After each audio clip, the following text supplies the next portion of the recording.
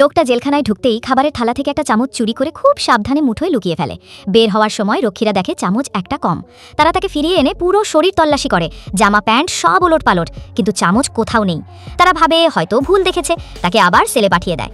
রক্ষীটা চলে যেতেই লোকটা ধীরে মুখের ভেতর হাত ঢুকিয়ে চকচকে চামচটা বের করে ফিসফিস করে, এই চামচ দিয়েই আমি বের হব আর মায়ের হত্যার প্রতিশোধ নেব।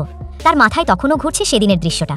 সে কাজ থেকে ফেরার আগেই তার মা মারা যায় বলে সবাই বলেছিল স্ট্রোক, কিন্তু সে নিজের চোখে দেখে বিছানার পাশে পড়ে আছে ভাঙা ফুলদানি, আর ঘরের সামনে দাঁড়িয়েছিল তার নিজের বউ আর সবচেয়ে কাছের বন্ধু।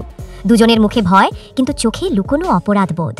সে বুঝে যায় মাকে হত্যা করেছে ওরা দুজন, আর সেই সত্যি জানতে পেরে তাকে পাগলের মতো মারধর করে জেলখানায় পাঠানো হয়।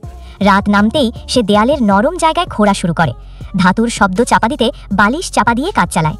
প্রতিদিন মাত্র 1 আঙুল পরিমাণ গর্ত বড় হয়, কিন্তু তার চোখে একটাই আগুন, বউ আর বন্ধুকে শাস্তি না দিয়ে সে মরবে না। প্রতিদিন মাটি লুকিয়ে রাখে বিছানার নিচে, যেন কেউ টের না পায়।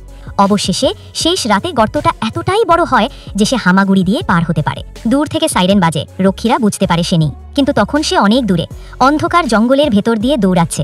নিজের বুকের ভেতর শুধু একটাই কথা, মা, আজ তোমার ন্যায় আমি ফিরিয়ে আনবো।